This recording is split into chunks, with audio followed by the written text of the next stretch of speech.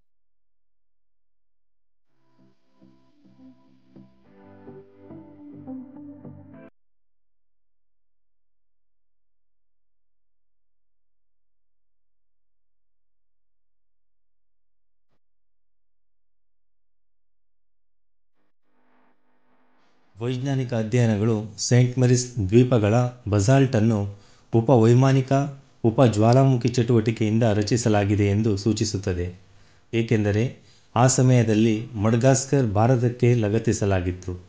ಮಡಗಾಸ್ಕರ್ನ ಬಿರುಕು ಸುಮಾರು 88 ಮಿಲಿಯನ್ ವರ್ಷಗಳ ಹಿಂದೆ ನಡೆಯಿತು.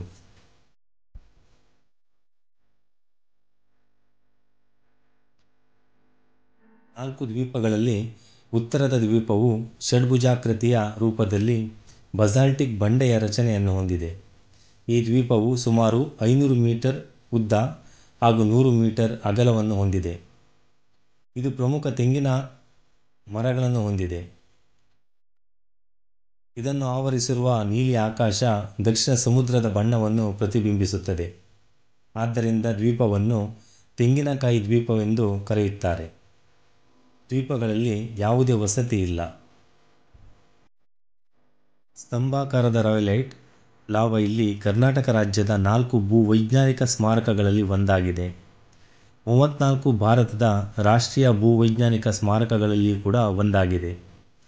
ಭಾರತೀಯ ಭೂವೈಜ್ಞಾನಿಕ ಸಮೀಕ್ಷೆಯು 2016ರಲ್ಲಿ ಅವುಗಳ ರಕ್ಷಣೆ, ನಿರ್ವಹಣೆ, ಪ್ರಚಾರ ಮತ್ತು ಭೂಪ್ರವಾಸೋದ್ಯಮದ ವರ್ಧನೆಗಾಗಿ ಘೋಷಿಸಲಾಗಿದೆ.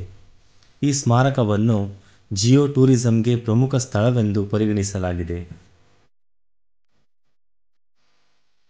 1498ರಲ್ಲಿ ವಾಸ್ಕೋ ಡ ಗಾಮಾ ಅವರು ಪೋರ್ಚುಗಲ್ ಸಾಮ್ರಾಜ್ಯದಿಂದ ಪ್ರಯಾಣ ಮಾಡುವಾಗ ಸೇಂಟ್ ಮೇರೀಸ್ ದ್ವೀಪಗಳಿಗೆ ಬಂದಿಳಿದರು. ಅವರು ಒಂದು ಶಿಲುಬೆಯನ್ನು ಸರಿಪಡಿಸಿದರು ಮತ್ತು ಈ ದ್ವೀಪಗಳಲ್ಲಿ ಒಂದಕ್ಕೆ ಪೋರ್ಚುಗೀಸ್ನಲ್ಲಿ ಓ ಪಾದ್ರೋ ದಿ ಸಂತಾ ಮರಿಯಾ ಎಂದು ಹೆಸರಿಸಿದರು. ಉತ್ತರ-ದಕ್ಷಿಣ ಜೋಡಿಸಲಾದ ದ್ವೀಪಗಳು ನಿರಂತರವಲ್ಲದ ಸರಪಳಿಯನ್ನು ರೂಪಿಸುತ್ತವೆ. 4 ದೊಡ್ಡ ದ್ವೀಪಗಳೆಂದರೆ ತೆಂಗಿನ ದ್ವೀಪ, ಉತ್ತರ ದ್ವೀಪ, ದರಿಯಾ ಬಹದ್ದೂರ್ಗ ದ್ವೀಪ ಮತ್ತು ದಕ್ಷಿಣ ದ್ವೀಪ. ಇದು ಮಂಗಳೂರಿನಿಂದ 66 ಕಿಲೋಮೀಟರ್ ಮತ್ತು ಕರ್ನಾಟಕದ ಉಡುಪಿಯಿಂದ 6 ಕಿಲೋಮೀಟರ್ ದೂರದಲ್ಲಿದೆ. ಪ್ರಾಚೀನ ಬಿಳಿ ಮರಳು, ಆಹ್ಲಾದಕರ ವಾತಾವರಣ ಮತ್ತು ಇಲ್ಲಿಯ ರುಚಿಕರವಾದ ಆಹಾರದ ಗುಡಿಸಲುಗಳು ಮತ್ತು ಸಮುದ್ರದ ನಡಿಗೆ ಮಲ್ಪೆ ಬೀಚನ್ನು ತ್ವರಿತವಾಗಿ ತಪ್ಪಿಸಿಕೊಳ್ಳಲು ಸೂಕ್ತವಾದ ಸ್ಥಳವಾಗಿದೆ.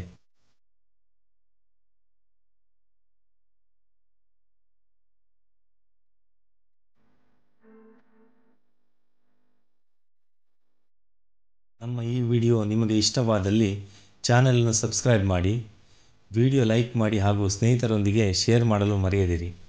ಮುಂದೆ ಇನ್ನೊಂದು ವಿಡಿಯೋದೊಂದಿಗೆ ಭೇಟಿ ಮಾಡೋಣ. ಧನ್ಯವಾದಗಳು.